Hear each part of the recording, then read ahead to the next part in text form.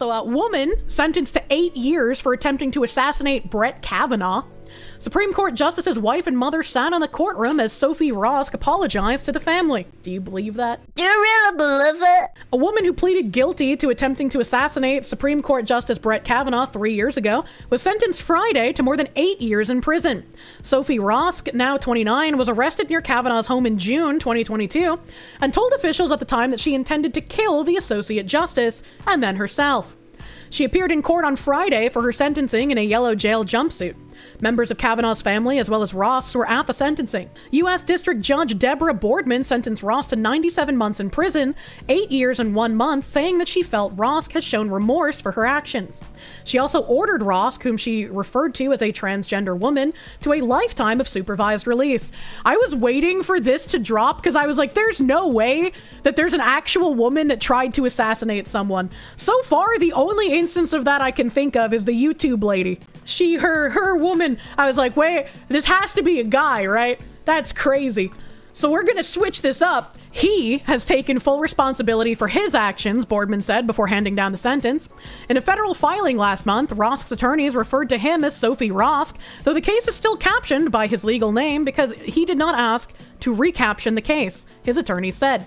In court on Friday, Corinne Mao, the attorney representing the Department of Justice, argued that the crime was premeditated because Rosk had bought weapons on 9 different occasions and made Google searches about serial killers and mass shootings. The government requested a 30-year sentence. Mao said that if it were not for the presence of law enforcement by Kavanaugh's home, Rosk, who was 26 at the time, would have gone through with the assassination. Supervised release, no actual jail time. Yeah, I'm also waiting for them to be like, well, we can let him out on good behavior. The primary mission was assassination, not suicide, Mao said. A public defender for Rosk, Ellie Maranzini, said her client wanted to kill Kavanaugh, then herself, but changed her mind while in the taxi on her way to his house, adding that there is no evidence she saw the U.S. Marshals stationed nearby. Rosk's attorney said the government is minimizing the fact that she stopped and turned herself in by calling 911.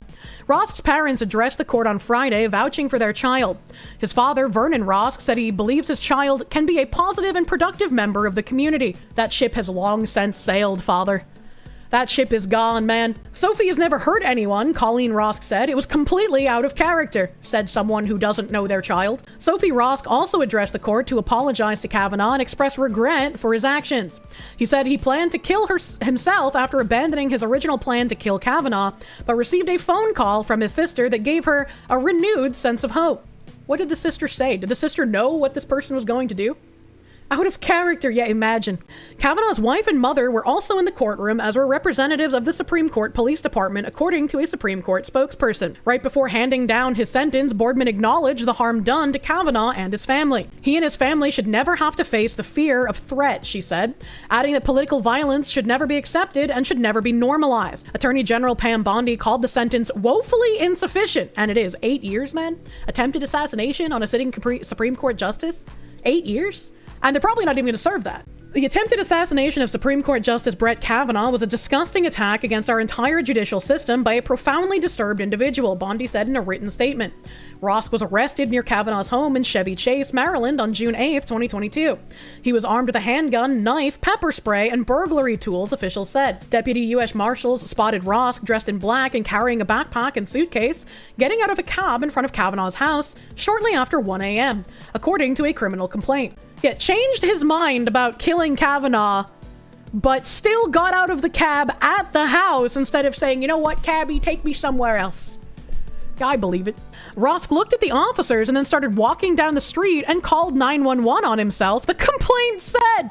Several minutes of the 911 call was played in court on Friday, and Rosk told police that she had come to Maryland from California to hurt Kavanaugh, that he had a gun in his suitcase, was having suicidal thoughts, and needed psychiatric help, according to a recording of the call. Rosk allegedly told investigators that he decided to target Kavanaugh because he was angry about the possibility that the Supreme Court would overturn Roe v. Wade, and about the deadly school shooting in Uvalde, Texas. He said he thought Kavanaugh would loosen gun laws, the complaint said. Part of the issue with the Uvalde thing, like, schools are gun-free zones, but also the police did jack shit. They were cowardly. Rosk initially pleaded not guilty in 2022 to attempting to assassinate Kavanaugh, but eventually pleaded guilty earlier this year without reaching a plea agreement with federal prosecutors. Boardman said Rosk will be housed in a male-only Bureau of Prisons facility and says she took that into consideration when considering the severity of the sentence from the judge. Talk about the judge. I wish we could just be real about these people's pronouns, man. Boardman mentioned the ongoing litigation related to President Donald Trump's executive order on transgender federal inmates. The order, which is currently on pause, directs the federal government to only recognize two genders, male and female, to place transgender women in men's prisons, and cease funding for any gender-affirming medical care for inmates. Why is that paused? That's a good thing. Just a little nice tweet here that I thought was very poignant from Stephen Miller. The issue before us now is very simple and clear. There is a large and growing movement of left-wing terrorism in this country. It is well organized and funded, and it is shielded by far-left Democrat judges, prosecutors, and attorneys general. The only remedy is to use legitimate state power to dismantle terrorism and terror network. And he's true and correct, and I really hope that we can do what needs to be done so this can be happening in a peaceful manner. Sarah Fields here saying, Karmelo Anthony, who's currently on house arrest for fatally stabbing Austin Metcalf at a high school track meet, is enrolled in Morehouse College online classes and is reportedly studying criminal justice. I believe the irony is lost on him. This flyer is being circulated by Karmelo Anthony supporters, and as you can see here, it's the Tiffany Billions person we've talked about previously in relation to Karmelo Anthony. Morehouse College is a private, historically black liberal arts college for men located in Atlanta, Georgia, and is estimated to cost approximately $30,000 per semester. Texans have wondered why a family that claims to fear being targeted has made their lives so public. This is your America. And there's some guy here who responded and said, it's black privilege. And they have a bunch of article titles here with teen killer Karmelo Anthony allowed to graduate from high school while on bail for brutal stabbing. American Heritage Schools student removed after racial slur video surfaces. Christian family says school district won't allow daughter to graduate over mandatory LGBTQ health class. Student might not be able to graduate after taking part in pro-Palestine protests. Maryland student involved in Ladybug senior prank not allowed to walk at graduation. Maryland student can't graduate from high school because she refused an LGBTQ class. Layton High School senior not allowed to walk at graduation. Unvaccinated students not allowed to walk at Granada Hills High School graduation. Very interesting. And Sarah Fields continues with another post here that she made. Statement from a former prosecutor regarding Karmelo Anthony's college enrollment while facing murder charges. Ladybug prank, what's that? I have no idea. I remember some of those titles, but I don't remember all of the circumstances in them. Brain cannot remember everything. So this is a quote from a former prosecutor. I have just been informed that Karmelo Anthony, who is currently facing charges for the murder of Austin Metcalf, has reportedly enrolled in online courses at Morehouse College. This development raises serious concerns from a legal perspective regarding trial strategy, jury perception, and accountability. From a legal perspective, public knowledge of this enrollment could potentially harm Karmelo Anthony's trial. The stabbing of Austin Metcalf followed a reasonable request for him to leave the tent, and publicizing educational pursuits while awaiting trial has the potential to affect how jurors may evaluate his decision-making, accountability, and overall character. Jurors may view these actions as evidence of poor judgment, lack of impulse control, or disregard for rules. Publicizing such activity also has the potential to create pretrial bias, complicate jury selection, and threaten the fairness of the proceeding. This behavior has the potential to reinforce the perception that he is moving on with his life as if nothing happened, which could influence how jurors evaluate his character and accountability. I think this former prosecutor is still operating in a we all live in reality perspective. I think publicizing Karmelo going to college is going to give the perception of he's trying to get his life together. He's actually a good person that can have a good effect on the world because he's going to college, and not just going to college for anything, going to college for criminal justice. Therefore, he understands what he did was wrong, and he wants to prevent anyone else from being in his situation in the future. I feel bad for people who still have not reached where we are. The former prosecutor continues, financially, this is a serious misstep. Money spent on college tuition instead of preparing a defense for a murder charge demonstrates misplaced priorities. For the majority of people watching this case, that will not be what they get from it. it will look to them like he is trying to better himself, unfortunately. Every resource should be focused on competent legal representation, expert testimony, and thorough trial preparation. Diverting funds and attention signals that the defendant may not fully grasp the seriousness of the charges. Or it signals that he understands he will be given a lenient sentencing because that's just how our justice system works in current year. He understands he doesn't need to fight tooth and nail for his innocence because he will just be handed a sweetheart deal. I would love for that to be wrong. I would love to see him have actual repercussions for murdering someone. Spending money on college at this stage is reckless. His priority must be mounting a defense, not advancing a personal agenda. Actions like this are insensitive to the Metcalf family. True accountability begins with accepting responsibility and focusing on the legal process, not public gestures that could be perceived as self-serving.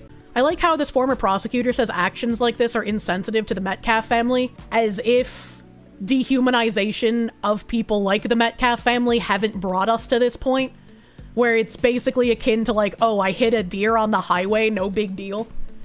From a legal and ethical standpoint, promoting college enrollment under these circumstances has the potential to backfire, weakening the defense and reinforcing the prosecution's case. This is not just tone deaf, it is a decision that could materially affect the outcome of the trial. These actions highlight poor judgment and decision-making that could significantly impact the outcome of his trial and be used against him in a court of law. Signed, a former prosecutor with over 13 years of experience in criminal law and an NYU graduate. But he goes to church, Kirsche. What more could you want? It's a bit too late to kind of take that perspective. She said, Karmelo Anthony, who's currently on house arrest for fatally stabbing Austin Metcalf, is reportedly enrolled in college classes. Comes as the Frisco ISD granted him his high school diploma, even though the school was not obligated to do so after his expulsion.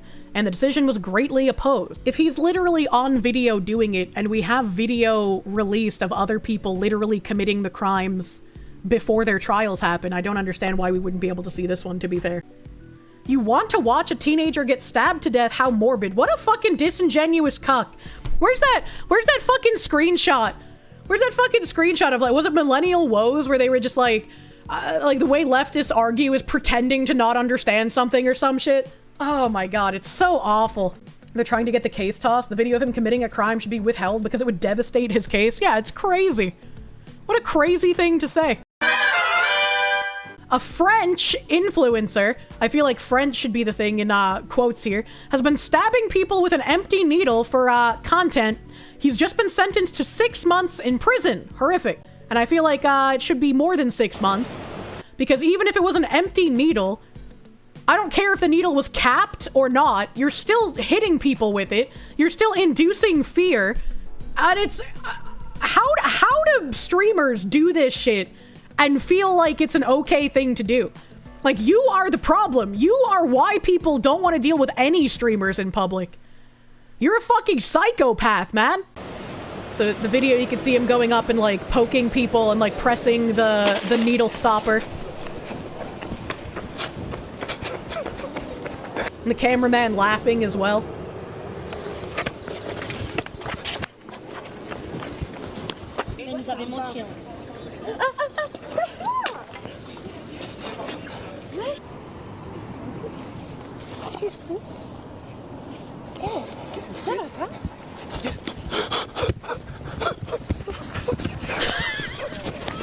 My RPG characters run less effeminately.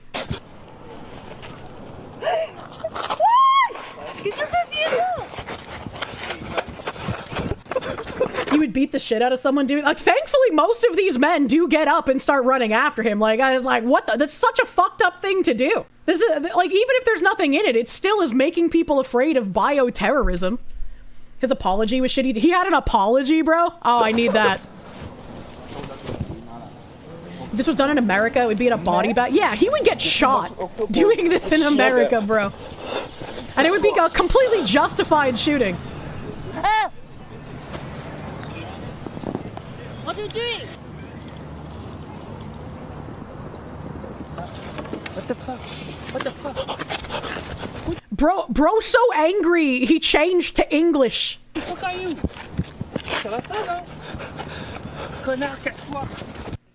Influencer sentenced to jail for viral fake syringe prank on strangers in France. According to News AU, Ilan M, known online as Amine Mojito was arrested after his prank video went viral in June.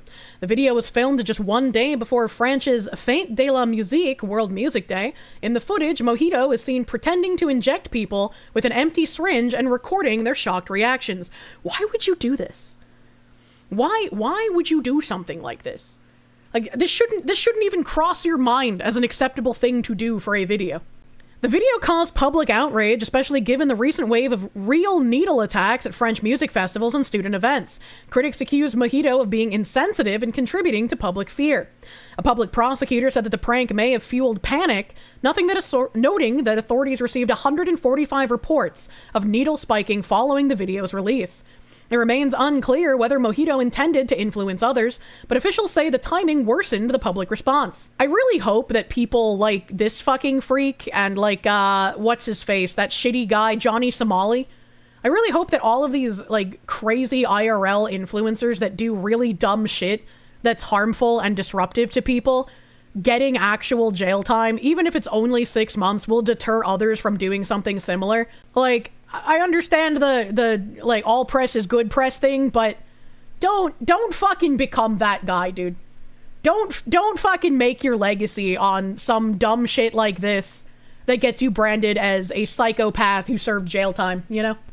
On Friday, the Paris criminal court sentenced Mojito to 12 months in prison with 6 months to be served, and then fined him €1,500. He was sentenced to 12 months and only has to serve 6. He should serve the whole fucking thing, man. What is this? In court, Mojito told the judge that he didn't realize how serious the prank would become. What are you, fucking 60 IQ? Shut the fuck up. There's no way you didn't realize that.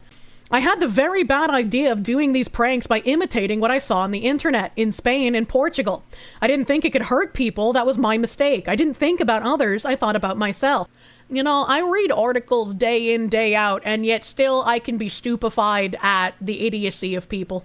Authorities have since urged social media influencers to act responsibly, warning that public pranks can have legal consequences when they cause fear or panic. And hopefully, those legal consequences will deter people from doing more. Border Patrol officers were attacked by domestic terrorists who used vehicles to ram federal agents. Marimar Martinez, one of the drivers, was armed with a semi-automatic weapon and has a history of doxing federal agents. She was wounded by defensive fire from CPB agents, later released from the hospital, and is now in FBI custody. We briefly touched on this before, where I was like, why the fuck was she allowed to drive herself to the hospital after shooting at ICE agents? What the fuck? No, not Mari. This is like her evil twin, Marimar. Another driver, Anthony Ian Santos Ruiz, involved in the attack, has been arrested. The situation escalated as additional domestic terrorists arrived, throwing smoke, gas, rocks, and bottles at DHS law enforcement. One more terrorist was arrested for assaulting CPB agents. After Governor J.B. Pritzker declined to allow local police to assist, Secretary Noem deployed special operations teams to restore order. If there were 10 cars, there should be at least 10 arrests, imagine. And we have a DHS update here. DHS deploys special operations after multiple violent attacks on federal law enforcement by domestic terrorists in Chicago. 3 vehicles used as weapons against our brave law enforcement as they work without pay to make America safe again. This morning, Border Patrol enforcement officers were ambushed by domestic terrorists that rammed federal agents with their vehicles. The woman, Marimar Martinez, driving one of the vehicles, was armed with a semi-automatic weapon and has a history of doxing federal agents. She took defensive fire from CPB agents and has been discharged from the hospital and is currently in custody of the FBI. The driver of another vehicle, Anthony Ian Santos Ruiz, involved in the ramming, has been apprehended by law enforcement. The scene became increasingly violent as more domestic terrorists gathered and began throwing smoke, gas, rocks, and bottles at DHS law enforcement. Another domestic terrorist was arrested for assaulting CPB at the scene. Following J.B. Pritzker's refusal to allow local police to help secure the scene, Secretary Noem has deployed special operations teams to restore law and order. As our ICE law enforcement was responding to the shooting, a domestic terrorist followed them and rammed their vehicle in an attempt to run them off the road. This individual has also been arrested and is in HSI custody. An ICE vehicle popped a tire and was subsequently mobbed by domestic terrorists, forcing law enforcement to abandon the vehicle for their own safety. The vehicle was significantly damaged. Several CPB law enforcement officers were sent to the hospital with various injuries. A statement from Assistant Secretary Tricia McLaughlin said, "These attacks on our brave law enforcement officers must end. Secretary Noem has taken action to deploy additional resources to restore law and order. We will not allow domestic terrorists to attack our law enforcement. If you lay a hand on law enforcement, you'll be prosecuted to the fullest extent of the law." Finally had enough of ICE disrupting her fent import operation. I do not understand how Pritzker and like people around Chicago are telling the cops to not assist ICE. It just seems like that is treasonous coup behavior. Terrorists should not get to see the inside of a courtroom. I agree. Terrorists are just a step above a normal criminal. Why should you get a trial, man? And this is dispatch audio here. Dispatch audio confirms Chicago police were ordered to not assist federal agents that were cornered earlier today in Chicago. Agents were actively en route when the order was given. Dispatcher initially seemed slightly taken aback by the order, but promptly relayed the message to all responding units. Okay. Any kind of particular hairstyle, just younger male Hispanic, on foot, wearing all black? No hairstyle. Okay, 10-4. And one is for the hit and run. This guy fled from the scene at 37th Place in Kedzie. It all started at I-55 in Kedzie. Then they fled southbound at Kedzie, where that offending vehicle crashed. They ran the federal agent off the road. They fled on foot westbound 37th Place from Kedzie. It was a male Hispanic younger wearing all black clothing. 99. Yeah, send the cars in that direction. Have them stay put 2 or 3 blocks away, all right? Have them hold tight until I give you further direction, please. Okay, 10-4. And for the units responding to 39th Place in Kedzie per 999, if you guys can just, for the units responding to 39th Place in Kedzie, if you guys can start heading there as quick as you can, and then just hold tight for instructions with 999. 999. 999. Put the chief of patrol, clear everybody up. We're not responding over there. Radio tick. And again, per the chief of patrol, we have all the units that, per 999, chief of patrol said all units clear out from there. We're not sending anybody over to that location. 62, we're going to clear out as soon as we can, Spot. We're like locked in over here, so we're going to do the best we can to get out of here as soon as we can. Why? Why would you give this order? Why would you not want your local law enforcement to help the ICE agents who are being targeted by domestic terrorists? Unless you're on the side of the domestic terrorists. Why would this happen? This is essentially an act of secession. I don't know what exactly I want to call it, but it seems fucking wild to me that this is something that's happening. CWB Chicago. TikTok shows the South Shore building in ruin long before ICE raided it this week. Here's some gnarly pictures that make it look like a building that's been abandoned for decades. Chicago news outlets have published and aired seemingly endless images and videos from inside the South Shore apartment building raided by federal immigration agents this week. You've undoubtedly seen them, doors hanging open, apartments torn apart, and hallways left in disarray after the feds left. What the outlets haven't shared is what the building looked like before the raid. That's why we're here. On Friday night, CWB Chicago obtained several videos recorded inside the building at 7500 South South Shore Drive. Oh, mouthful. That were posted to TikTok in September, about 3 weeks before the federal raid. The before footage is in some ways more shocking than the after, showing living conditions that appear unfit for rats, let alone humans. To be sure, there are also serious allegations of wrongdoing by the feds. Those need to be investigated and, if proven true, addressed. Residents born and raised in the U.S. say they were zip-tied, removed from the building, and detained until federal agents confirmed their citizenship. Officials later reported that 37 people were officially arrested. Some witnesses claim children were dragged naked from the building and separated from their mothers. They always mention this about children. I mean, obviously they shouldn't be naked, but You don't know if someone is here illegally, if that child belongs to them, or if they are trafficking that child. But about the building, the pre-raid videos posted by Wayne Head, who identifies himself as a former maintenance person at the building, reveal apartment doors splintered and hanging open, deadbolts ripped out. Security camera lenses were covered with thick coats of spray paint to keep anyone from documenting what happened inside the building. See, when you say things like this, and then I go back and read residents born and raised in the U.S. say they were zip-tied, removed from the building, and detained until federal agents confirmed their citizenship. What were actual U.S. citizens doing in this building? Why were they here? And also, 37 people officially arrested. How many outside of those 37 were actual U.S. residents? Are we talking about like maybe a 15-year-old who was an anchor baby? Is that what we're talking about here? The laundry room had been largely stripped, with washing machines pulled from the walls and water pooling across at least 2 floors. Some units sat wide open, while others, doors apparently compromised beyond repair, had been boarded shut with plywood. And here's this guy with video. It's the second floor today. Don't get it out the way. Check it out. What up? Hola. Hola. Good. Bien. Check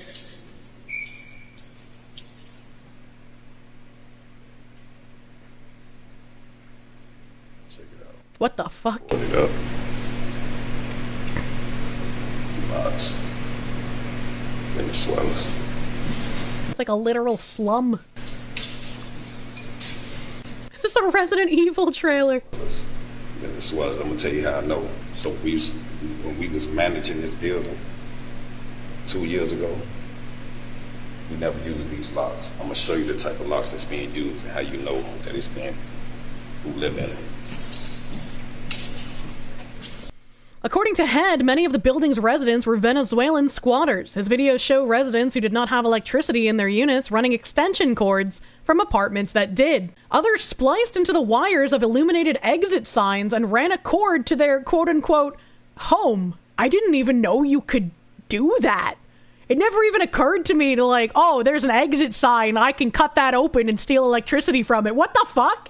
Head explained the abundance of broken doors. Squatters, he said, kicked into empty units and installed their own deadbolts. Walking the hallways, he pointed out locks, he said, were installed by management versus those by squatters. While recent coverage has framed the raid as a destructive turning point, Head's video showed that the building was already in horrible disrepair. Walking down a hall covered with filthy water and layers of dirty shoe prints, Head notes the horrible conditions were not new in early September. Trust me, it's been like this for like 3 months.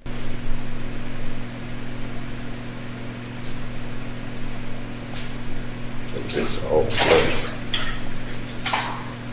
All flooded with blood. Even your mother would think this was sub-acceptable behavior. For all of my mother's faults, at least she tried to keep her home clean. Step on right quick. Jesus fuck, look at that water damage. That's disgusting. Imagine the smell. Risk kids. Ugh. Anybody get snatched up, just wide open. Boards. Down this building, I'm hoping to run into some of the Venezuelans. But wait, she ain't bullshit. Not even Tarkov looks like this. Regular log. But we can't deport them. They deserve to be here. Who will mow our lawns? This shit. Board it up. It's the boiler room. You actually got somebody. And then the boiler room. It's crazy. See the mailboxes. It's the elevators. See they spray painted cameras. Spray painted more cameras. This the front entrance. You guys kind of brave for walking through here, man. Look at this jungle. It's like New Jack City. Yeah. Say all windows wide open. Windows broke, wide open. Cords running through up the walls.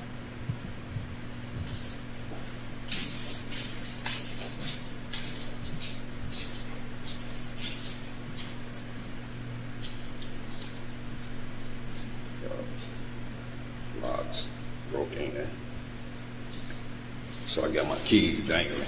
Need to alert people know I'm coming. I don't want to surprise nobody. Safety, people, safety. True. So this is the back entrance going to the lunchroom. I'll show you this. Oh no. Was. I'm trying not to talk too much since the video's so fucking low. Door jump scare. Ew. Oh my god. They'll be taking those out in a minute. They're gonna be jumping. A lot of Venezuelans got F-150s. They'll be jumping those. It's the back. This how it is. The outside trash isn't that jarring to me because my apartment complex had a broken dumpster for like a year. And so people would just throw their trash outside the dumpster and it would accumulate and make that side of the complex smell really, really bad. It was a terrible time. It was the worst of times until the shooting started. So a lot of people should know exactly why I'm making. This is just the first floor, people. Cameras, spray.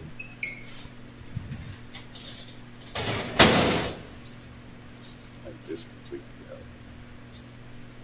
Smoke cribs. I ain't gonna be walking inside the joint. Jesus Christ. Why do we have this video? I'm assuming that this is probably one of the people that tipped off ICE to come raid this place in the first place. Especially since he said that, like, he was part of the group that managed this previously before it was taken over by illegals. They go to show you right there. Broke in. The mainly occupied floors is probably the 5th floor. And all these broke into. The first floor, second floor, they completely took over. You know, they don't throw the stuff to the garbage, they just move it to the hallway and move right in. It's crazy. No electric cords running through to the units. Check this. Oh god, what is this? It's so trash filled, man. From anywhere. Look at this. Just crazy. This kind of video is important for the truth. Yeah, especially since they're trying to, like, blame the conditions of this place on ICE somehow. I don't even know how that would make sense. I told you I used to work with the bill. I was here when we moved everybody in when dumbass Democrats opened up the borders and allowed everybody to come over. So I was part of the building management company. That's just the first floor. Let's go to the second floor. I'm gonna give y'all the first and second floor. These stairs look like they're caked in shit. The stairs in Tarkov unironically look more maintained than this, and that's like a war zone, man. What the hell?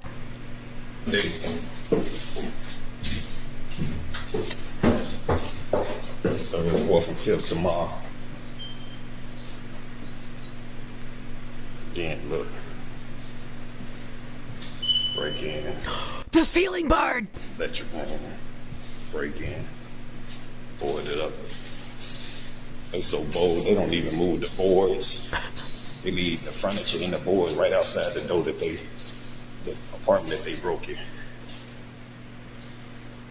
But this what they not gonna show you. But I'm gonna show you. This been like this for months. Look at this. Wide open. I'm not about to walk up in there, but Yeah, I wouldn't feel safe going in there. I wouldn't feel safe going even down the hallways. This guy brave, dude. it is. Hazard. Every floor is a hazard. This what they not gonna show you. I'm gonna show it to you. You bet it was satisfying raiding this place? I bet it literally felt like Tarkov. Look at that. It's not a house though, but somebody living in there. Kind of got a light there. Beep. Look at this. Look at this. No locks at all. Beep. They running cords all the way to next unit. Break in. You know, they got into a little altercation a little month back. And they started kicking each other doors in. All kind of shit. So what I'm seeing right now. Oh, Jesus, The whole fuck. entire first floor and the whole entire second floor. It's nothing but illegal mics. Spray paint the top. Change locks. Look at that. This bike right here. The exit sign split. These into these, and they run them into their apartments. It's another lockdown. Break in. And you gotta say that that's clearly a break. Beep. Yeah, they not gonna show you this, but I'm gonna show it to you though.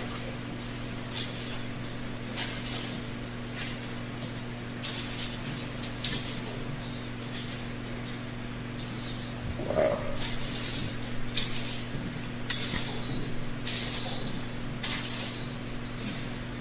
A Block Club Chicago photo caption last week read, let me turn my BGM back on.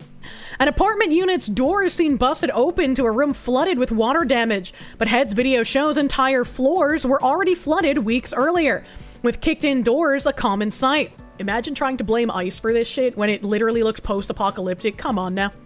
WBEZ quoted one neighbor, "You could see people's birth certificates and papers thrown all over. Water was leaking into the hallway. It was wicked crazy." Head's video confirmed the flooding and trashed units were the norm long before federal agents arrived. Doors were boarded up, unsecured apartments were littered with trash, and makeshift wiring ran for yards. And then there's a part 3 video that also looks pretty fucking long. How much of the damage is now being blamed on the raid was actually caused by federal agents, and how much was already there when they stormed in? Well, it looks like pretty much fucking all of it, actually, was there before they stormed in.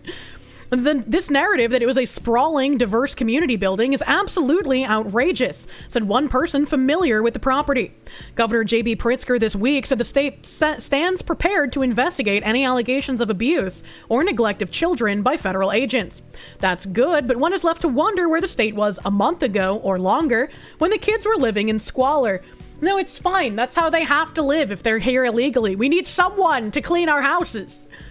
2 days after Head posted his third video from inside the building, prosecutors charged a Venezuelan migrant with murdering another migrant inside of one of the complex's apartments. The accused man allegedly bragged that he had the victim's body disposed of by someone who buried it in concrete at a construction site. Yeah, that does sound like, the correct narrative, a sprawling, diverse community building. They're kind of right about that. Latin Kings gang member arrested in Illinois after placing hit on Commander-at-Large Border Patrol Chief Bovino. This wasn't in Chicago, and I'm not sure exactly where the city is. I don't know Illinois geology, all right? The Department of Homeland Security today announced the arrest of the criminal illegal alien and Latin Kings gang member who placed a bounty on Commander-at-Large of the U.S. Border Patrol Chief Gregory Bovino. On October 3rd, 2025, a confidential source provided information indicating a hit had been placed on Chief Bovino by a member of the Latin King street gang. U.S. Immigration and Customs Enforcement Homeland Security investigations identified the individual who placed the hit as Juan Espinoza Martinez and arrested him on October 6th, 2025 in Burr Ridge, Illinois. HSI Chicago received a screenshot of a Snapchat conversation from a user named Juan, appearing to place a $2,000 bounty for information. Cuando lo agarren, which translates to when they catch him, and a $10,000 reward if you take him down. A third response of LK on him indicates the involvement of the Latin Kings. The Department of Justice is prosecuting Juan Espinoza Martinez with soliciting the murder of a senior law enforcement official. Depraved individuals like Juan Espinoza Martinez, who do not value human life and threaten law enforcement, do not belong in this country. We will not allow criminal gangs to put hits on U.S. government officials and our law enforcement officers, said Assistant Secretary Tricia McLaughlin. Thanks to ICE and our federal law enforcement partners, this thug is off the streets and behind bars. These attacks on our brave law enforcement officers must end. Secretary Noem has been crystal clear: if you threaten or lay a hand on law enforcement, you will be prosecuted to the fullest extent of the law. The criminal illegal alien from Mexico responsible for placing the bounty entered the country at an unknown date and time. Wow, imagine that. You can't keep track of people who come here illegally. I'm so shocked. I'm so shocked and surprised. How can you see, like, ICE arresting these actual criminals and then start defending it and demonizing ICE? It doesn't make sense to me. It doesn't make sense. until you think, hey, maybe that's the plan the entire time. You don't want law and order, you want chaos in order to gain more control. Chicago Mayor Brandon Johnson signs order prohibiting the use of city property for immigration enforcement. This man is not an American and he does not care about other Americans. He is working on behalf of the people here illegally, committing crime and turning buildings into that sloppa shop that we saw earlier in the videos. Chicago Mayor Brandon Johnson signed an executive order Monday morning prohibiting U.S. ICE and other federal agencies from using city property for civil immigration enforcement. The order prohibits federal authorities from using city-owned or controlled parking lots, vacant lots, and garages as staging areas, processing locations, or operations bases for civil immigration enforcement activity. The order defines a staging area as any location used to assemble, mobilize, or deploy personnel, vehicles, or equipment for immigration enforcement operations. This includes sites used for surveillance or logistical coordination, according to the mayor's office. The order applies to all city-owned and city-controlled parking lots, garages, and vacant lots, including Chicago Public Schools property, CBS News Chicago confirmed. Our school parking lots are not for ICE to load their weapons, they're for Chicago, who drop their kids off to learn. Our libraries are not for ICE to prepare for a raid, they're for Chicagoans to read and relax. How many people in Chicago are going to the fucking library? Come on now, dude. Our parks are not for ICE to set up checkpoints. They're for Chicagoans to play and enjoy. And get shot? Like, what? Do you remember where you're living? Additionally, the order supports private property owners, tenants, and institutions to deny access to ICE and other federal agents working on immigration enforcement unless they can produce a warrant. The city will design and distribute official signage that will be given out for free to any private landowner or tenant that can post on their property. The signage will clearly state no law enforcement official may enter for civil immigration enforcement or use the property as a staging area, processing location, or operations base. Doesn't this just make it easier for ICE? Like, they can set up their staging operation elsewhere and then find all these properties with these signs that are likely harboring illegals? It's astounding to me the lengths that these Democrats are going to not enact law and order in the places that they preside over. The mayor's office said participation by private entities is voluntary but encouraged. By extending this protection beyond city-owned land, the order builds a broad civic shield that limits the reach of harmful enforcement practices, strengthens neighborhood solidarity, and reaffirms Chicago's role as a welcoming city. The mayor's office wrote in a fact sheet about the order. Johnson's office said the order was prompted after federal agents used several city properties, including parking lots near Harrison and Kedzie and a vacant lot at 46th and Dobbin, as staging for immigration enforcement in recent weeks. The mayor's office said those actions undermine community trust and runs counter to Chicago's welcoming city ordinance, which ensures that all residents, regardless of immigration status, can live, work, and seek services without fear. Which again is a wild thing to say. If you are here illegally, you are not entitled to live, work, or seek services without fear. You should have fear of being deported. You should have that fear. You should not be here. This mayor's an actual retard. People were calling the gangs of youths attacking people a mob, and he said that they were likening them to the Italian mafia. The city will also distribute Know Your Rights materials explaining the rights of landlords, employees, tenants, and security staff when approached by federal agents seeking access to a property. The order takes effect immediately once it is signed and filed with the city clerk. Johnson said Chicago police will not be called if ICE agents ignore the signage prohibiting them from using spaces. He said the Department of Law will handle any violations by taking the feds to court. What the fuck? I was like, well, you put this signage up and we signed this thing to say that ICE can't do this, but the police won't be coming to assist in any way, shape, or form. We'll just take them to court later. We cannot allow them to rampage through our city without checks and balances, Johnson said. If Congress will not check this administration, then Chicago will. The White House responded to the executive order in a statement, saying in part, "Today, in a disgusting betrayal of every law-abiding citizen, Chicago Mayor Brandon Johnson declared city spaces as ICE-free zones. Johnson's pathetic excuse that enforcing our nation's immigration laws somehow undermines community trust exposes his true loyalty to criminal, alien, illegal predators, and not the terrified families of Chicago." And the executive is spot fucking on. Johnson is also expected to speak at a media briefing with Governor J.B. Pritzker at 2 p.m. after Illinois Attorney General Kwame Raoul and the city of Chicago filed a lawsuit to stop the National Guard from coming to Illinois. It just all seems so childish, man. So in other words, it does make him look evil to their constituents? I mean, they don't live in reality, so. He said, victory following our demand for discovery related to the Portland Police's coordination with Antifa, the Multnomah County DA has announced they will decline to prosecute me. Wow. Wow, I'm so shocked that when he said, bring it, if you prosecute me, we're gonna go to discovery, the police backed the fuck off. Imagine that. After a careful review of the investigation, including reports and videos, we do not believe the crime of disorderly conduct can be proven against Mr. Sortor beyond a reasonable doubt.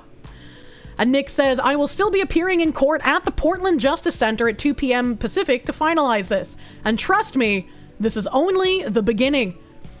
I hope he sues them and gets that discovery out anyways. Because figuring out just how disgustingly entwined the Portland police might be with an actual terrorist organization will be very interesting to find out. And this is the full statement from the Multnomah County District Attorney's Office. Declined to charge Nick Sortor with disorderly conduct for activities related to Thursday, October 2nd. The Multnomah County District Attorney's Office determined that the Portland police had probable cause to arrest Mr. Sortor at the demonstration at the ICE building that night based on the information that was available to them on scene. The arrest followed a small but chaotic scene involving Mr. Sortor and a group of demonstrators, 2 of whom were identified. All 3 were arrested. After a careful review of the investigation, including reports and video, we do not believe the crime of disorderly conduct can be proven against Mr. Sortor beyond a reasonable doubt. The 2 other individuals arrested for disorderly conduct October 2nd have been charged. We greatly appreciate the efforts of the Portland Police Bureau to manage the situation near the ICE building during this time of political unrest. The Multnomah County District Attorney's Office remains committed to a fair and impartial administration of justice. District Attorney Nathan Vasquez has repeatedly affirmed that free speech does not include the freedom to commit crimes. It does not matter if an individual is expressing ideology from the left, right, or center. What matters is whether or not there is evidence to prove a crime was committed. While the vast majority of protests in Portland are free of criminal behavior, I don't believe that. This office remains committed to prosecuting those individuals that engage in criminal behavior in and around political gatherings and protests. Each case will be reviewed on its individual merits. Says, breaking, my attorney obtained the Portland prosecutor's internal memo declining to pursue the case against me. And even he admitted I committed no crime and acted in lawful self-defense. The truth's out, I was justified and I never should have been arrested. Any physical contact he had with any persons was defensive in nature, reasonable under the circumstances, and therefore justified by ORS 161.195. Sortor's conduct of attempting to video record and shine a bright light on the other side, while certainly provocative, is not criminal and does not give rise to any legally justifiable ability to respond with force. And this is the full paper here. This is the excerpt down at the bottom that we just read. Hot damn, that's crazy.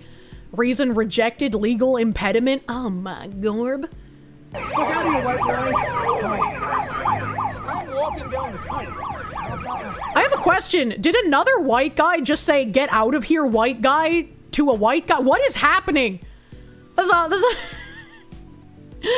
What? Let me turn off my BGM so we can maybe hear that better. Look out of here, white boy. He did say, fuck out of here, white boy. What the fuck, brother? I'm walking down the street. You ain't going nowhere. Get out of here. I'll fuck your ass up. I will fuck your ass up, punk. Get out of here. Get out of here now. You're gonna get fucking pissed. Don't fucking touch. Imagine being attacked by a mob like this, and then you getting arrested for disorderly conduct. That's wild. Get it, bitch.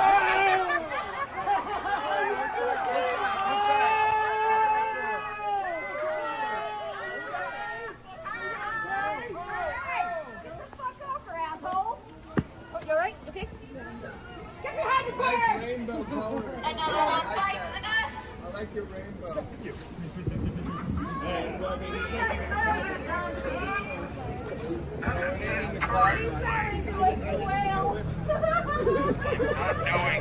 What the fuck?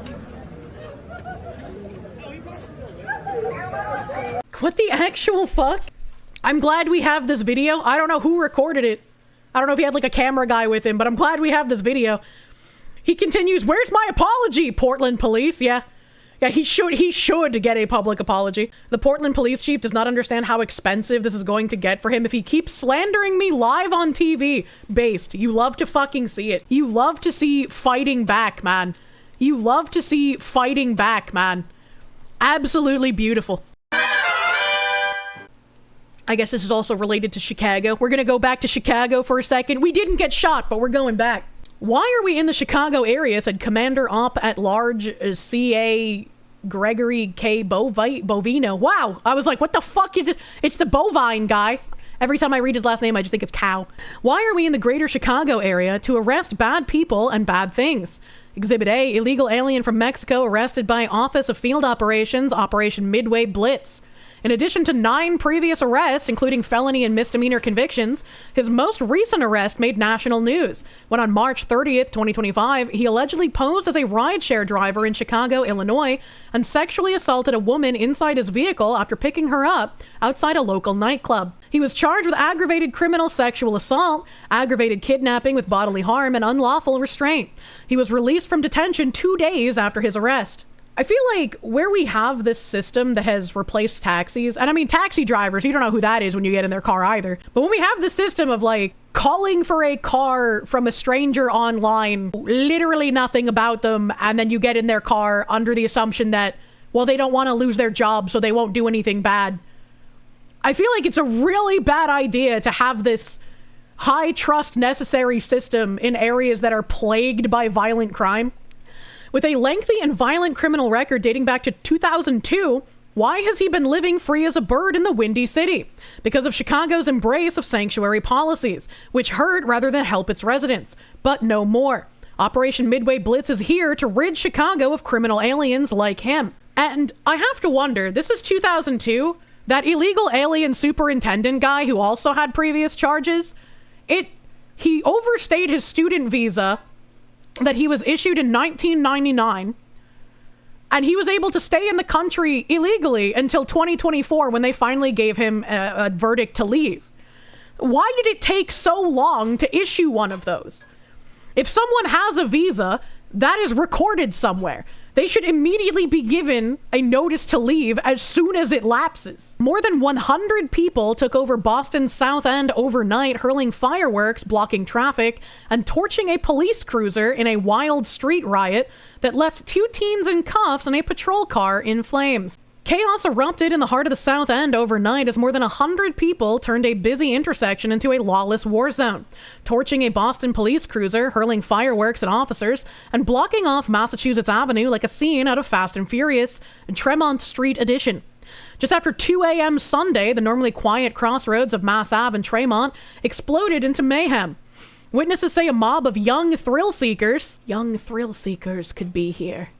They could be anywhere. Flooded the intersection for a vehicle takeover, revving engines, blasting music, and lighting fireworks in the street, until the flashing blue lights of Boston police rolled in. That's when the crowd turned violent. Officers were met with a barrage of fireworks, metal poles, and traffic cones as rioters surrounded their cruisers. One marked police vehicle took the brunt of the assault, pelted with explosives until smoke poured from its windows. Flames licked the dashboard as the mob cheered, some climbing onto the hood like it was a victory parade. Within minutes, the cruiser was a burning wreck.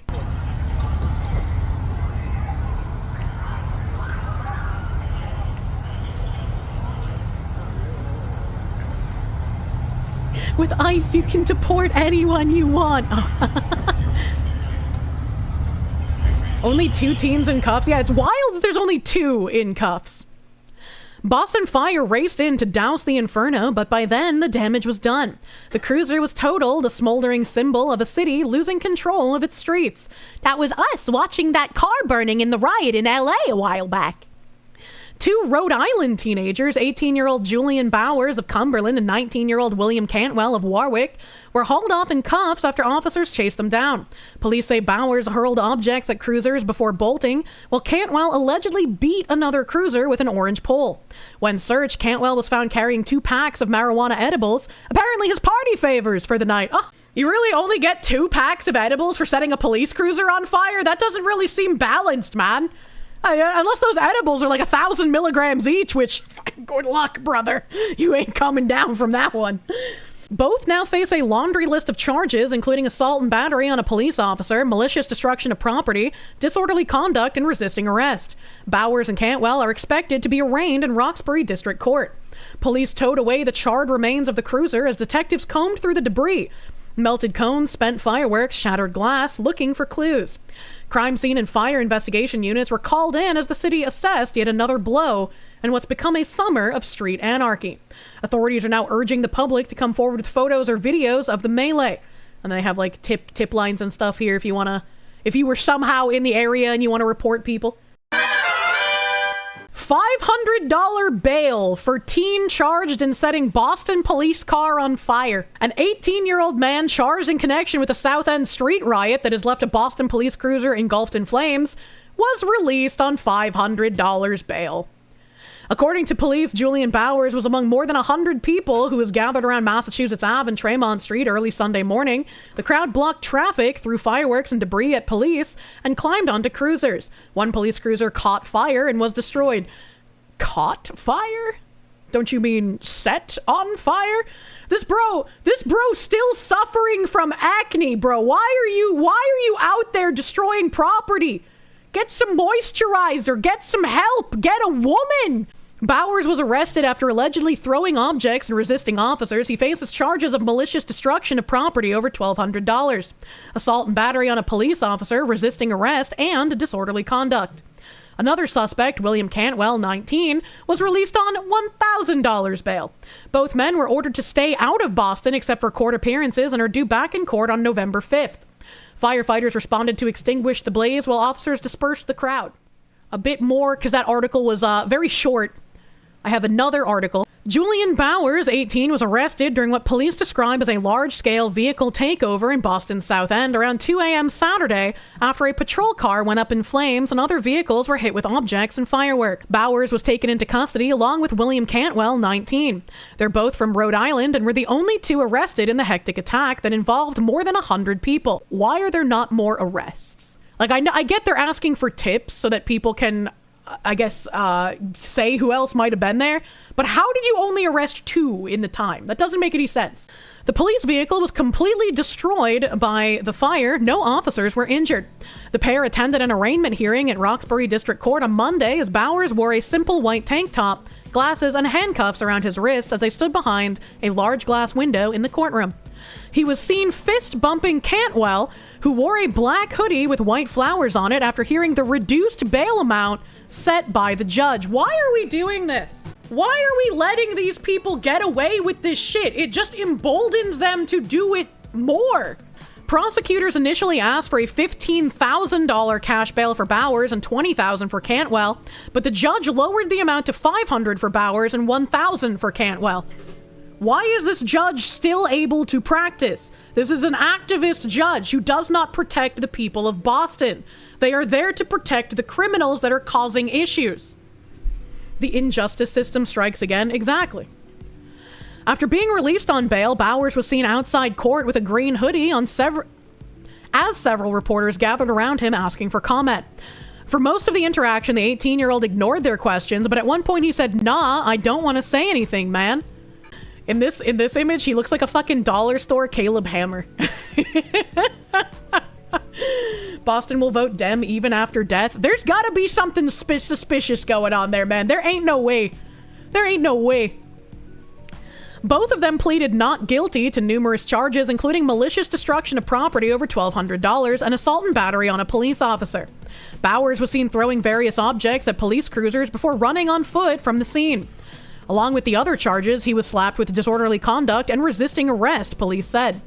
Cantwell was seen repeatedly hitting a police car with an orange pole, and when officers searched him, they found 2 packages of marijuana edibles. I want to remind people, right? Like I don't know like specifically how the laws work in Massachusetts, but it is legal to have marijuana in Massachusetts. They have dispensaries. So I don't really care that they found him with packages of marijuana edibles. It's legal there. It doesn't matter. Not when you're committing a crime. I mean, that's fair. But it's still like they keep saying it in a way where it's like, why are you focusing on this and not like the actual damage he's doing. I don't know, it seems weird.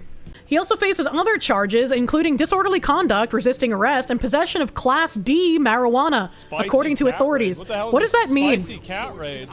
What does that mean? Again, I'm not like fucking super familiar about the laws there. So what is a Class D marijuana? What does that mean? They were both released on bail in order to stay out of Boston. They're only allowed back in the city if they have to meet with their attorney or have to go to court.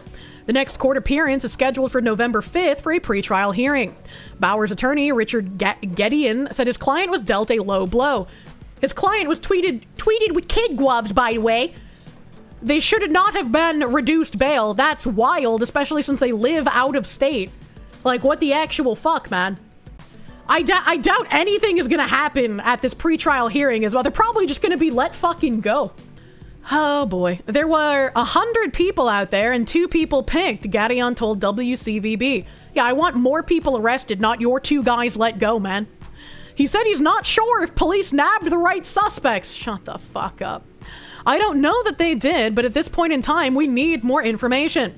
According to Boston Police Patrolmen's Association President Larry Calderon, these street takeovers have become all too common recently. Calderon said the attacks are staged events that are meant to lure authorities in. This was a staged event where they closed off certain sectors of neighborhoods and streets. In our opinion, they lured police into a gauntlet and then attacked them, he continued. There's no tolerance in the city of Boston for that. Governor Maura Healey echoed Calderon's statement, adding, "Let me be perfectly clear. Anyone who targets police and destroys police property, or who comes to Massachusetts and engages in dangerous and destructive conduct, should be punished to the fullest extent of the law." And I agree, but I don't think that's going to happen, and I don't believe anything Maura fucking Healey says, which is not occurring. Yeah, Maura Healey is also someone who, like, designated quite a bit of money to illegal migrants. And it's just like, I can't remember specifically everything about it, because it was back in the beginning of this year. Let me see. Maura Healey failed to disclose knowledge of more no-bid migrant contracts. Massachusetts Republican Party accused Maura Healey of failing to acknowledge she knew more about no-bid contracts for migrants following a new report by the Boston Globe indicating that one state vendor handed out $1 million contract to a member of its board of directors. Valley Opportunity Council, a Chicopee nonprofit, received millions of dollars from the Healey administration in 2023 to provide shelter for migrants and illegal immigrants. Shortly thereafter, it gave $945,865 to Key Food Marketplace, a local grocery chain, to deliver meals to the migrant shelter. The owner of Key Food sits on the board of directors of Valley Opportunity Council. State officials investigated the contract in November 2024, more than a year and a half later, without acknowledging the existence of another no-bid contract in the state shelter system. The Healey administration previously awarded tens of millions of dollars in no-bid contracts at the height of the migrant crisis, including to provide Mercedes taxi services to migrants and meals from Spinelli's, an East Boston restaurant whose owner has donated over $10,000 to Healey and Lieutenant Governor Kim Driscoll since 2019, with the most recent donation in November 2024 for $1,000. Mass GOP Chair Amy Karmelo called on Governor Healey to release the records of property owners who are receiving money from the Home Base program, which is projected to spend about $100 million this year subsidizing rent for migrants moving into apartments across Massachusetts. The abuse of taxpayer dollars, coupled with a stunning lack of oversight by Maura Healey and her administration, will define her legacy as governor, said Mass GOP Chair Amy Karmelo. Friends, favors, and failures continue to emerge even as she declares that the migrant crisis is over. Governor Healey should rip off the Band-Aid and tell the public whether these same oversights are occurring in the Home Base program. And then it has like the little timeline of when these things were exposed. Holy crap, talk about an incestuous system. Yeah, Boston is fucked, man. Boston is hella fucked. It's so corrupt. Boston Mayor Michelle Wu also weighed in on the incident. Oh, great. Someone else whose opinion is just more lies. Do not come into Boston to disrespect our community and cause harm and disorder, Wu said. These outside groups are not welcome to come and treat our city this way. We'll hold these individuals accountable. I doubt it. Boston Police Commissioner Michael Cox promised the city would hold all of those involved accountable for their actions. This is not to be tolerated, and we're going to do all we can to hold these folks accountable. We're going to get every video and every bit of evidence to find every individual involved. The street takeovers are orchestrated by large groups of people online who show up at various locations and use their cars to block off streets before performing street racing stunts, including burnouts and donuts, prosecutors said in court. These coordinated efforts are designed to overwhelm law enforcement and maximize online exposure. A deliberate disregard for public safety, prosecutor Leah DeCutis said, adding that participants often come from out of state. And we're going to have to check back in November after they've had their pre-trial hearing, which I imagine it will go exactly the way that I think it did. It's very clear why he isn't streaming his own events, and the only footage is from people secretly recording. He's the actual stopgap for accelerating right-wing youth. And this is from one of Brilyn Sissy Hands, whatever the fuck his name is. One of his college campus talks, which he's trying to say is supported by Turning Point USA, which, no, they're not endorsed by them. So let's listen to the weird shit he has to say. So we should keep increasing the amount of legal immigrants. Legal immigrants, yes, we're a melting pot. I absolutely support that. So I'm sure you understand these groups vote overwhelmingly against American values. They vote for the. Why would you say that we should increase legal immigration right now? Like, even as someone, in my opinion, legal immigration should be an okay thing to have as long as it is low and controlled. I think it's very obvious that right now we need an entire moratorium, however the fuck you pronounce that? We need a pause. We need a pause on immigration in general so we can fix what the fuck has been going on with our country, man. Democratic Party, so surely that's the death of the Republican Party, right? Yes, but we can't close our borders and have our nation where we don't accept anybody to come. We can't close our borders and have our nation. What did he mean by this? What did he mean? I feel like closing the borders is how you protect having your nation. And so I've been a very big proponent against. Plenty of countries do that. We can't just completely close our borders off and never allow somebody else to migrate into the country. Why not? Because that's how the country was started, as a melting pot. Like, we welcome people in. This country did not start as a melting pot. That term was invented in 1910 by Israel saying. You guys also get on to me for saying melting pot, but when I think of melting pot, I don't think of how well the experiment has worked. I think of how well people have been mishmashed into a blob that has terrorized neighborhoods and made it unsafe for literally everyone. It's surely a melting pot, but not the way that they envisioned it. You think of melty blood. I think somebody else said that a better analogy would be a salad, where like everybody has just been put together in this bowl and they segregate themselves. Little dude dropping the melting pot facts, truly. So the people that came over from England didn't melt into America. No, they started America. They didn't melt into anything. Okay. I've been very clear that I'm against illegal immigration coming into this country and plaguing our generation from not getting jobs, making our streets unsecure, and... Okay, but legal immigration is also adding to the Americans not being able to get jobs. Look at all of the visa abuse. I'm not going to be able to get to it today, but I had an article about the visa lottery, man.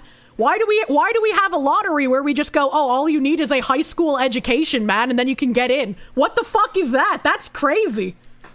Actually, like, harming Americans' future, because therefore there's no safe America and free America to grow up in. Again, my question wasn't about illegal immigration, it was about legal immigration. And I think we should support more Closing the border is only suddenly possible when the rich are in danger, like 9/11 or the 1920 terror attacks.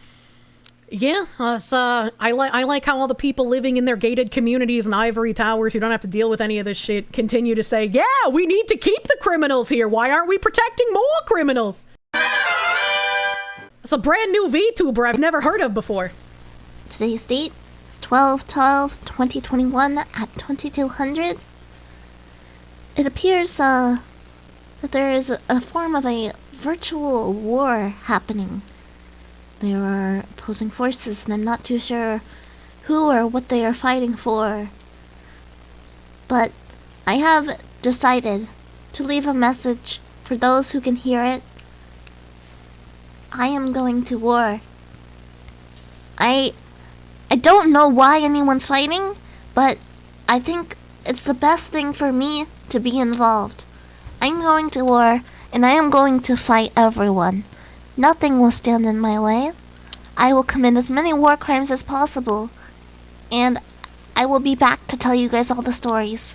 Thank you for understanding. I think it's really interesting. That's really interesting. We got an Amaris Yuri, a little video here. That's a name I haven't heard in a very long time. Wow. So it's gonna be interesting to see what kind of information that we get. Why does she rebrand like once a year? This is less of a rebrand and more of a this was her previous IP. This is gonna be very interesting to see how this goes.